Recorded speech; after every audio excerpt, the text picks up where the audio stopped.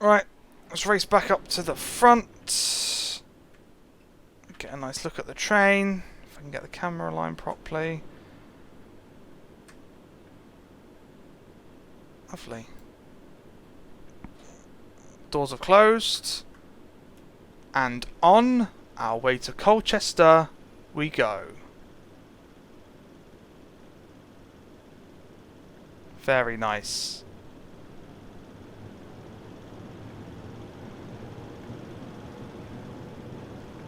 Belly of Greater Anglia.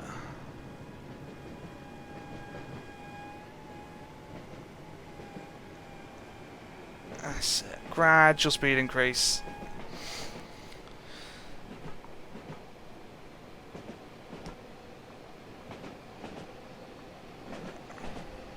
And there goes the train.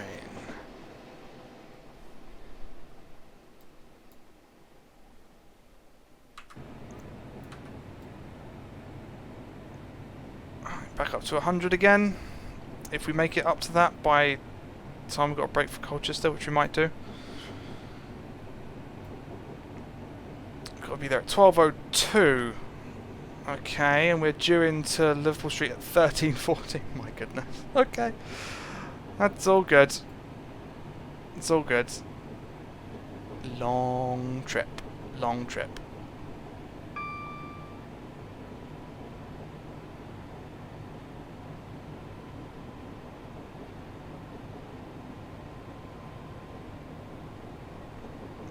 Do we have a passenger view? We do not have a passenger view. That's a shame. I was hoping we'd at least have a head out, but we don't. Mark 3s are some of those coaches that we sort of need a new pack of, really. Like AP sort of quality Mark 3 pack. Because, for the most part, we're still using the same old Gucci Mark 3s we've always had in TS. The only new Mark 3s we've got are the ones that come with the LNER HST, but even then, those are sort of specifically designed to be for the LNER HST with the LNER interior and such, so... And no buffers, no buffered variants, so... Yeah, we still kind of need some new Mark 3s one day. Proper interiors, nice passenger views, you know, and just... all the variants, different types of slam doors, you know. New Mark 3 DVT to go along with it that works with other stuff as well. We can dream, I guess. That we can. This thing gets up to speed rather quickly. I'm rather impressed.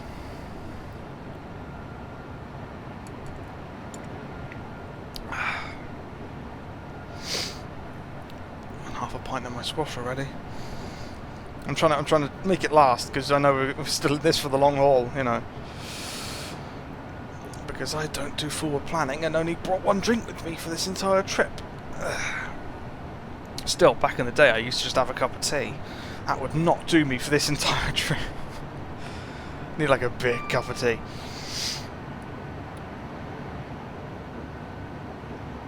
A flask, maybe. Does this train have a cup holder? I assume that's supposed to be like a cup holder there. That's where you put your drink, isn't it? Yeah. Because one of the LW Reskins, I believe is their name, sort of like a reskin creator for Train Sim. They've been working on the preserved sort of 90 reskins, because LSL have got one or two 90s now, and they've put them in Intercity Swallow livery, which looks beautiful. But he's been doing all sorts of little things in the cab, like he's added a coffee cup and added like even like a packet of polos. It's just like such a stupid, like, you don't need that detail, but it's nice that it's there, sort of thing, you know. It makes a train feel lived in. It's little things like that just help. It's like, yes, they've been in the train for years now, but I love the fact that the Class 395 has a couple of cookies and a tablet on the passenger view. It just gives it that feeling of, yeah, I've sat down, I've got my snacks, I've got my entertainment, let's enjoy the journey, you know. It's not just sterile. I like a train that looks like it's got a bit of life to it. Like, how many trains can you think of that have passenger views? Dozens and dozens and dozens. How many of those have passengers in them? Few. How many of those have luggage on the luggage racks? A trolley in the distance, you know. Like, even less. It's not stuff you get. But who knows, maybe one day we'll get the all singing, all dancing train that someone comes up with.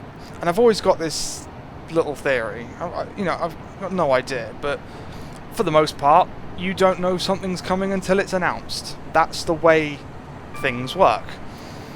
And who's to say that since Train Sim released over 10 years ago, someone has been working on a massive add-on, be it train, route or whatever, and they just haven't told anyone yet. There could be someone out there who's doing that, and we would have no idea until they announce it. And I think one of the big examples of that is Keith Ross, who did the original West Coast Main Line North and over Shap sort of routes. It just came out of nowhere. He's got a revamped version he showed a few videos of recently. You know, like no one knew that was coming until we said it, and he's been working on it for ages, sort of thing, you know. Like, how many projects are out there that we don't know about, that people have been working on for years? It's just one of those interesting things to me. Like, we have no idea what's going on. One thing I do know that's going on, we're coming in very fast because of that downhill we're currently on. This is one of those weird platforms where the platform on the left is our platform. It's really weird, but it's got a buffer, a sharp instep, and then it's our platform. And that's what I had to do. We terminated in one of those and I had to run to this one. Come on, train, stop, stop, stop, stop, stop, stop, stop, stop, stop, stop, stop, stop, stop, stop, stop, stop, stop. Come on. Come on. Come on. Close enough. Close enough. Past the signal, but we did it. Whew. My goodness. Yeah, so this sparks quite the debate, Colchester Station. Is this one platform or two? How do you define a platform? Is it the piece of concrete? Is it like, is it's all on the same thing? It's one side. Is this one platform or two? If this was a station, another station, and it was all sort of level, and it had a signal in the middle, it'd be 1A, 1B. But does this split make it different? Like, we're in platform 3 right now, but what would you define this as? This is defined as platform 4, but if this was one solid piece, it'd be platform 3A, 3B. It's one of those things that just sparks debate. And one of those things that's really annoying when your class 90 set terminates here, your 321's coming in at the same time, and you've got to run all the way down here and down here because it doesn't wait for you. Oh no, interconnecting services is too difficult for modern railways these days. My goodness, that was not a fun experience. That was literally leg it, get on, it left. It's just mad. Like, you would not want to be at the back of a train down there with your connecting service up here. You'd never make it, even though it's completely flat. You just never make it. It's one of those things, I guess.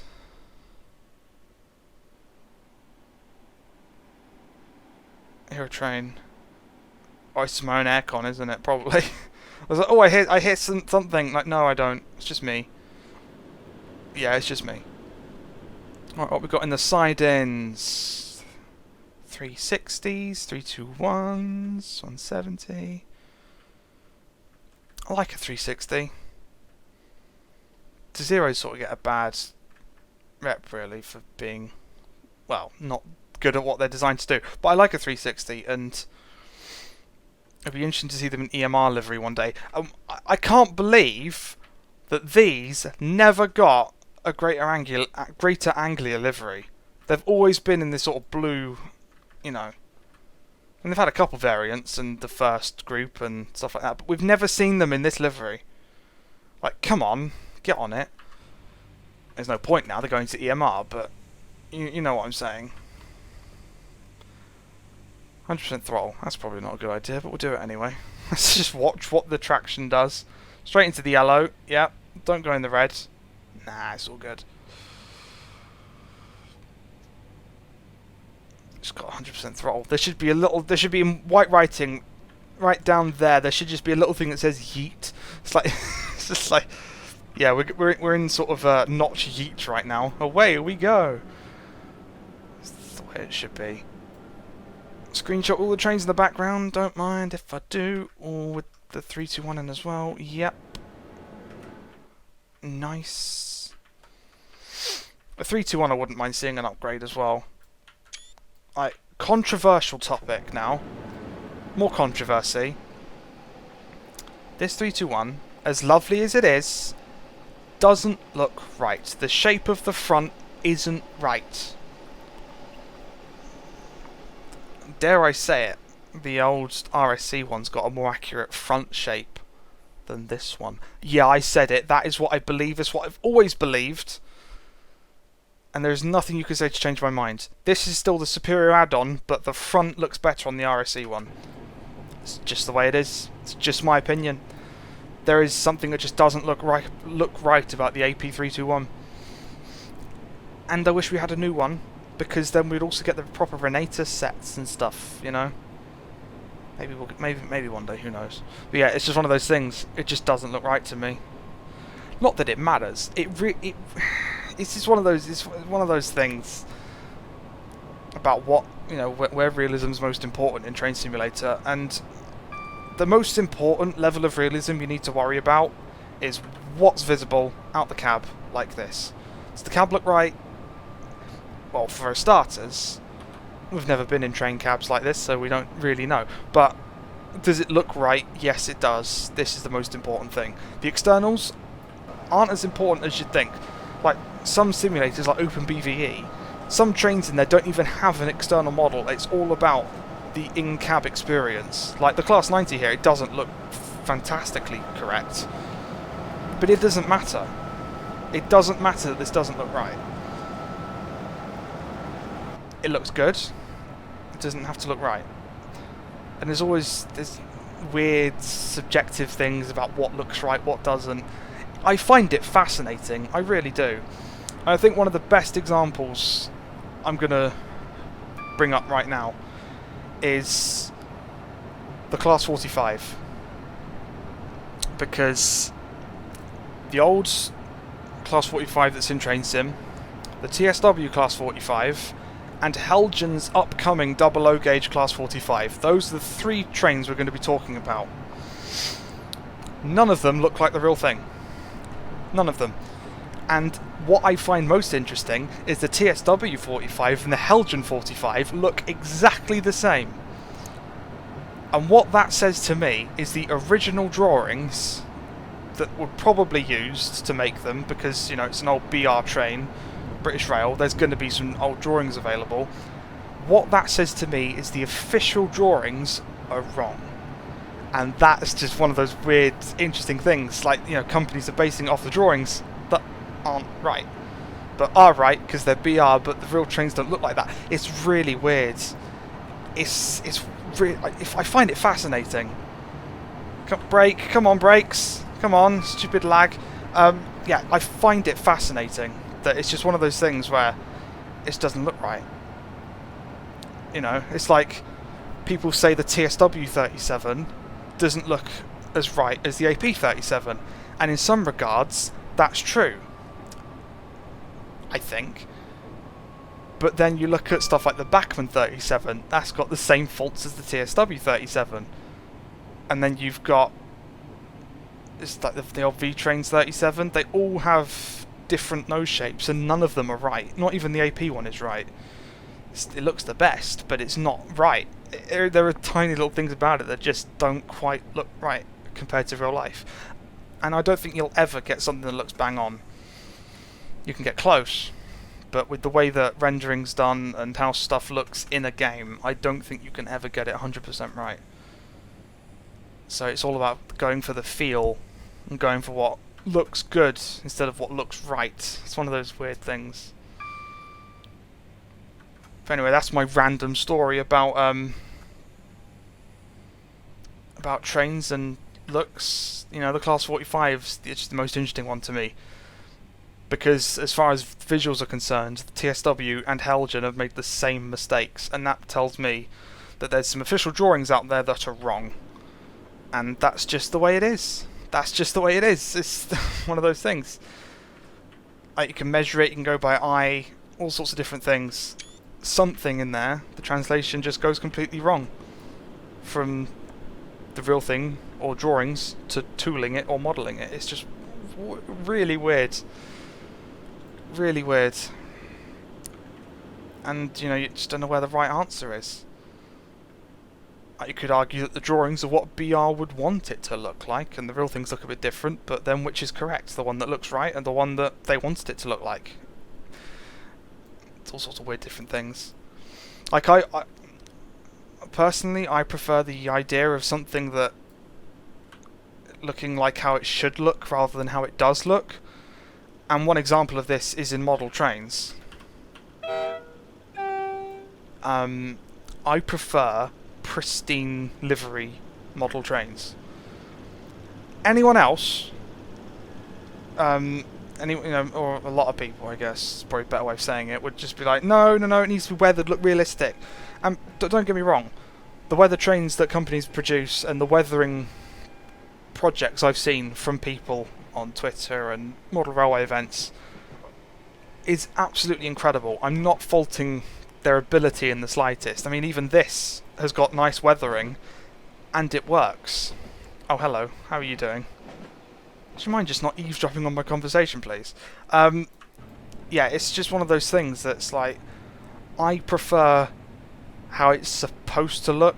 Like, a route like this that's dirty, covered in litter and graffiti, that's realistic. But I prefer the concept of it being how you'd want it to look, which is clean, you know, well kept, up to scratch, you know, not vandalised or littered on sort of thing. And that's sort of my preference. So when it comes to model trains, I don't like weathered things, and I much prefer the idea of something looking like how it should rather than how it does. It's weird. And it's often why I can excuse a lot of things, because like, yeah, well, if that's how it's supposed to look, then it's, you know, it's I'm fine with it. I'm fine with it. But as I said, there's nothing wrong with weathering. It does look amazing. But as far as things go, it's just not my cup of tea. Just one of those weird things, I guess. But it's, you know, it just shows how diverse the hobby is. We can all have our different opinions about it. Doesn't mean we have to fight over it. We can just enjoy what we enjoy. That's the beauty of it. That's the beauty of it.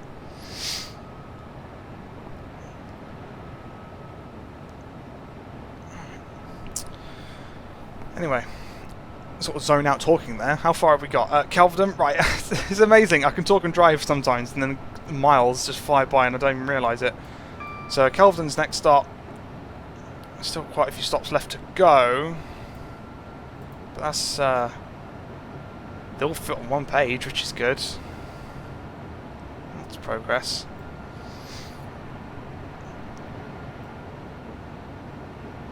Yeah, hopefully this won't take too long at this point.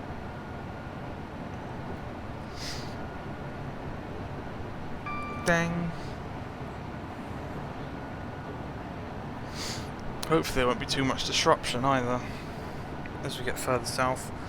Naturally, with all these routes, the closer you get to London, the busier they get. But with lines closed and the cancellation that we're covering for, hopefully it won't be too bad. Alright, power down. There's a neutral section coming, I believe. There it is. And we've got to stop in just under a mile anyway.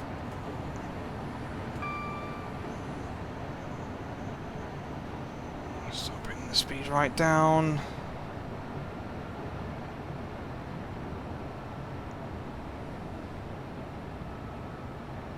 I assume I'm saying that right, Kelvedon.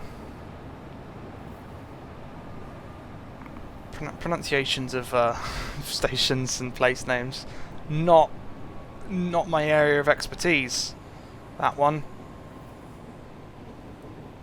But I give it a go sometimes anyway. Just when it makes sense to. I can't just go, the next station is that one. You know, gotta give it a go.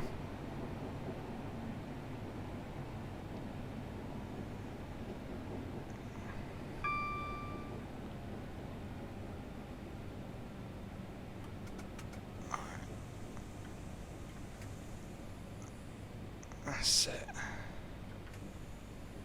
Down to the end of the platform. We'll service it. Might overhang a little bit again. Most trains that I drive, their braking feels consistent all the way down. This, when we get to lower speeds, it feels like it takes longer. And therefore, I misjudge it. And we sail on for a little bit longer than I was expecting. But all the coaches are in the platform. That is what counts. When I say the coaches are in the platform, I don't mean literally, I hope. My goodness, that's close. God, if this train was full, we'd be scraping the doors. It's weird things like that as well, isn't it? Like, if you take a train like this, if it was empty compared to when it was full, the weight of all the people on the train essentially feels like, from a driving perspective, adding another coach. That's just one of those weird things about it.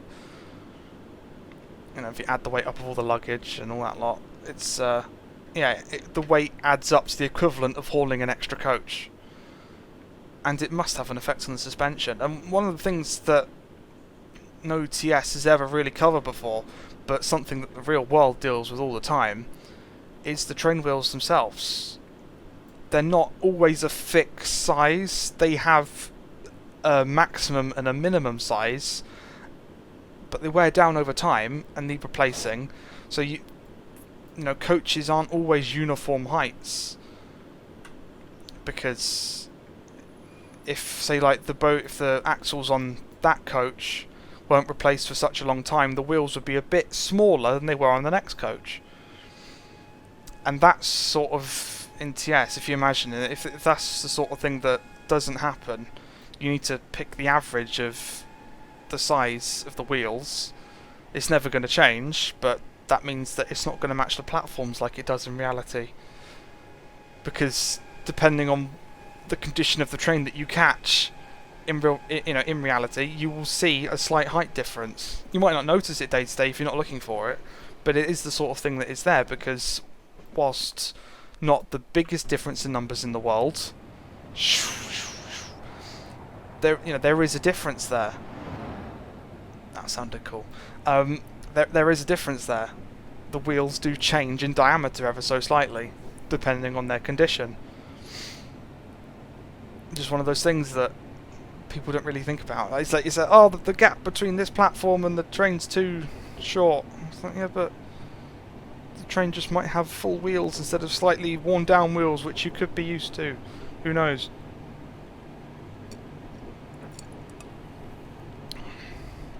As long as it's a good representation, that's all that really matters to me. As long as it feels good and the experience is right. Like, from a just feels right. Like, is this route realistic? I don't know. I've only been on it once, but do I feel like I'm driving down the Great Eastern Main Line? Yes, I do. Therefore, that's really all that matters. I just like driving trains. It's good fun. Doesn't, there are some finer details that really just don't matter. It's trying to find that balance between what's just good enough, I like it. It's good fun. It's like the routes that I've been sort of working on and off in my spare time. I never go for absolute realism, and same goes for scenarios I've made. One of the prime examples I usually come to when it comes to this sort of thing is Who Junction, because I make scenarios that go, through that sort of area all the time, because obviously high-speed services, etc., etc. I'm always going through Who Junction in Train Sim. But when I've made scenarios for it in the past, I never, ever put maximum sort of effort into the particular rolling stock you would see in Who Junction. Because ultimately, it doesn't matter, in my opinion. Like, you can just throw down any old wagons that fill and sort of look about right.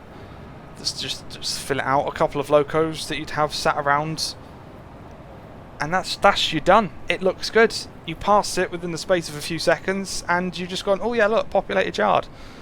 That's all that really matters to me. I would, you know, putting all the detail in, like, right, so that wagon was coupled to that wagon, so that's from that add-on, that's from that add-on. Adding all of those together and making the respective cost of a scenario high by needing loads of requirements, it doesn't add anything, in my opinion. I mean, don't get me wrong, it does for some people, and that's a perfectly valid way to go. Like, that's fine. You know, you want certain things to be exactly perfect right, but for me, it's not the sort of stuff that matters.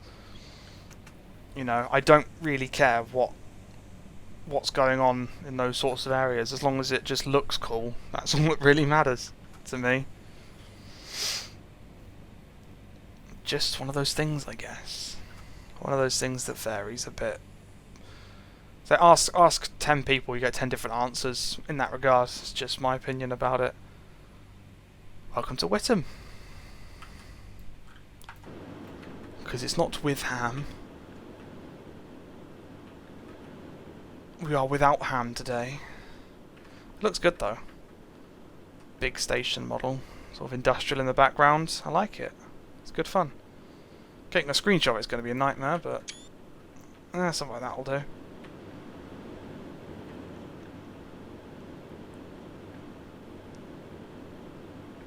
Can we get a nice view from up here? That's the ultimate question. No, kind of. I'm not a fan of overhead routes for photography in train sim or reality. The wires just get in the way. That they do. Third rail superiority gang.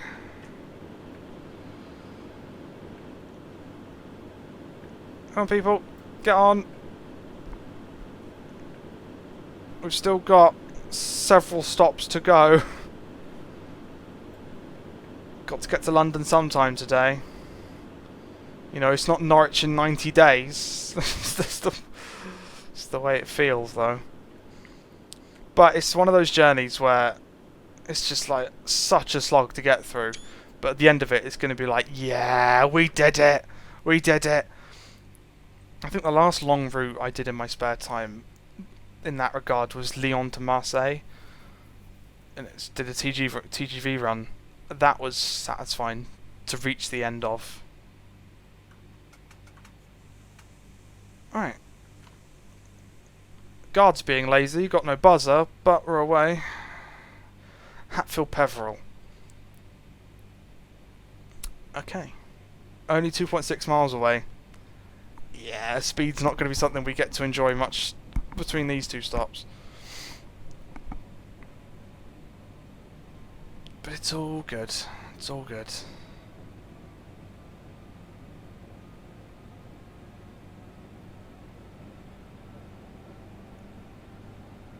Over the viaduct. Doesn't Chelmsford have a big viaduct, doesn't it? It'd be nice to take a screenshot on. I swear some of this route's supposed to be 110 miles an hour. I haven't seen it yet.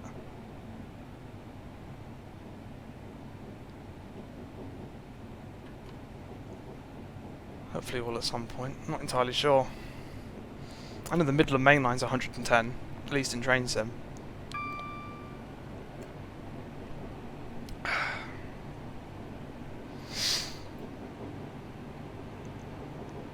Alright, gradually building speed again. Just gotta remember we've got to slow down shortly. Can't get too keen with what we do. We've got, but we'll accelerate for another mile and see how we're doing, essentially.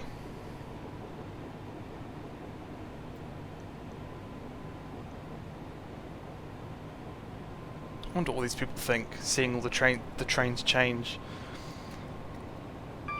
Oh, a lot of people probably don't care. I find it sad. Like, I've even got it, like, evidence of it on camera, like a steam train going through a station. Like, you know, it's like historical bit of railway traction there. You know, fire, coal, you know, steam. It's just instinctually amazing, in my opinion. But then you get people at stations just don't bat an eyelid. They don't even look up from their phones when a steam train goes through. it's not their thing. It's not their thing. That's fine, but not even catching their eye. You know, like if I was even within slight eye shot of a railway line constantly, I would not take my eyes off it. I really wouldn't. The closest I've got is I can hear trains, and even still I'm like, oh, was that a 375, was it a 66? You know, I'm still like that. So I wonder what even people who just notice a little bit, what they'd think when they don't know what's going on, but they notice the trains start changing. I wonder what they think. I wonder what they think. Because they're sort of people just outside of this world a little bit. You know. Notice trains but not enough to drive them sort of thing. And hopefully that'll change one day. Driving trains is fun. It is good fun. It's that feeling of, yeah, I'm driving a train, woo. I could not have said that more unenthusiastically, but deal with it, I'm tired. I'm just trying to get us to London on time. Which at this rate I'm doing rather well at.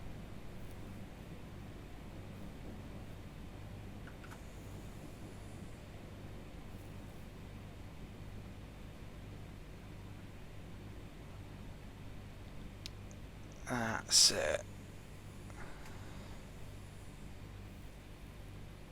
That's got to be the best stop I've done so far. Excellent. Welcome to Hatfield Peveril. That is definitely the best stop I've done so far. How have I not messed up yet? I've messed up in like practically every video I've done since I started. I decided to do this ridiculously long journey and I'm like, oh, it's going fine. I've jinxed it now, of course, but I'm doing okay. It's scaring me. Oh my god. It's now just the fear of when am I gonna screw up? You know, what's gonna go horribly wrong?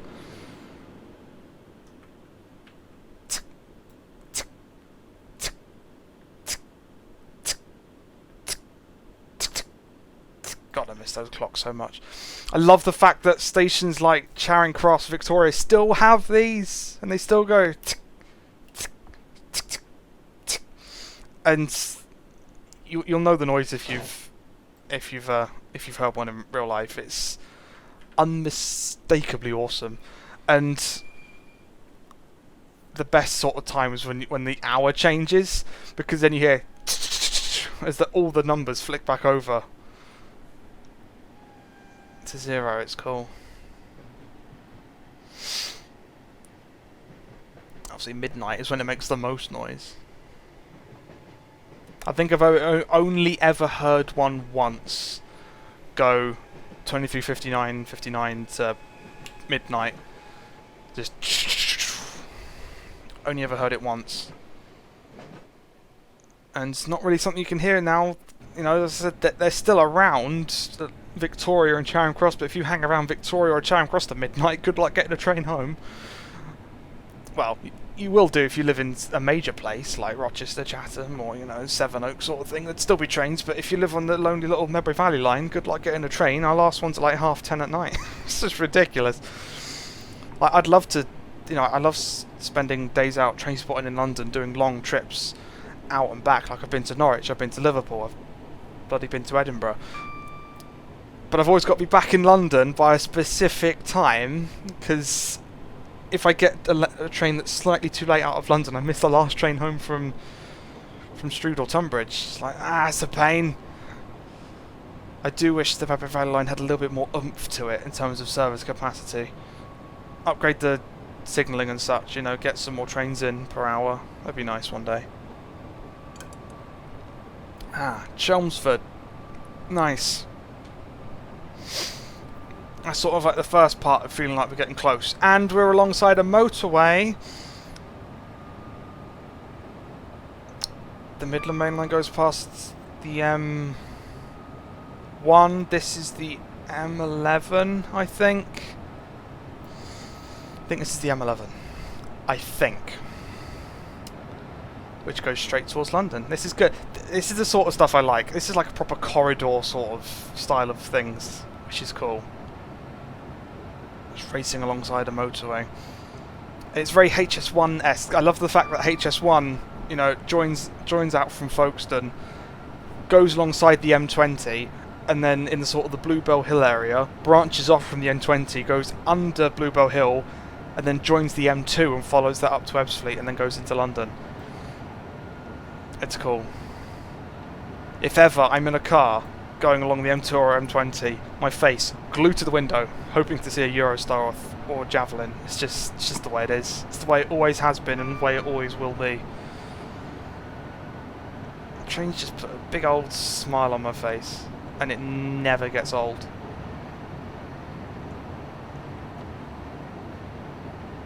Never gets old. I could never drive a car. If I was driving a car and it was like, right, time to go down the M11, I would be glued to looking out the side at the railway line in the hope of seeing a train. And it gets cooler as you get older as well, because obviously back in the day and back in my day, I'm making myself sound really old now, but you know, when I was younger, we didn't have stuff like real-time trains or Traxi or anything like that to real-time live track trains. It just wasn't a thing. But now, I'm in a car, say like M25, right? The M25 being a circular thing around London, you essentially go over or under every railway line that leaves London. Especially so along the south side of the M25, you'll go under the Brighton main line, fast and slows. You will go under the southwestern lines, which is awesome. And then you get to Heathrow. So whenever I'm on the M25, I'm there going, right, Traxi, what's the next train? When am I going to see it? There it goes over the bridge, and then right, flight radar 24. Let's see what flights are coming in. It's just what I do. It's just good fun. It's just good fun. Alright, just about made that 85. Making the 60 is going to be a bit of a chance, but I was too busy talking about looking at Traxi and stuff. I'll take 68. That's good.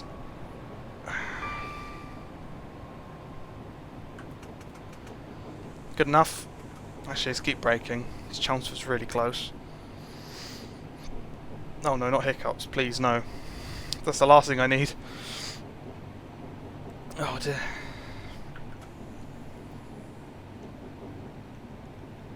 That slight bit of speeding means we're really going to be early now. Which is good, I guess. Arriving early is fine. Leaving early is bad.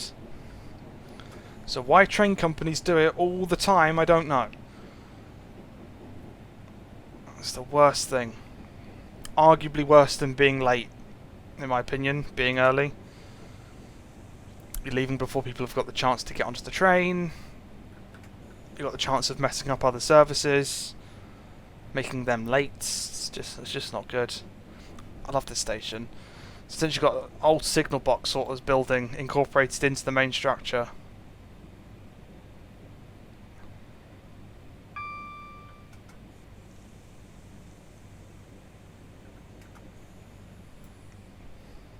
Okay, we're crawled in so slowly now that we're actually more on time than early, but it's fine.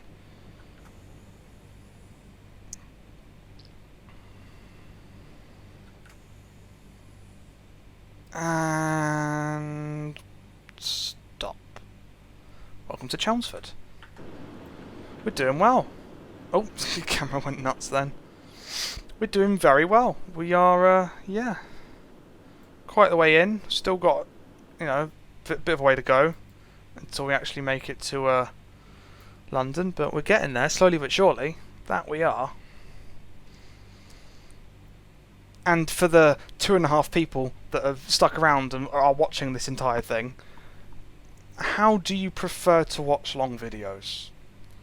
For this, it's going to be split into 2 or 3 parts because it's easier for me to sort out, and it's just more palatable to upload and, you know, sort of thing. But what do you guys prefer?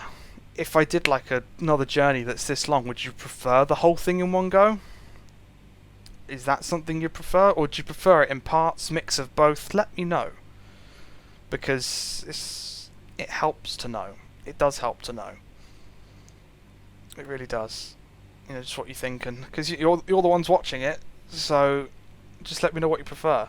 If you want videos to be long, like if not splitting up a long journey like this, then by all means I won't. I'll just go through what it takes to get it, edited and uploaded, come what may. But yeah, just let me know. We'll do whatever works. If you want a mix of all of it, then we'll do a mix of all of it.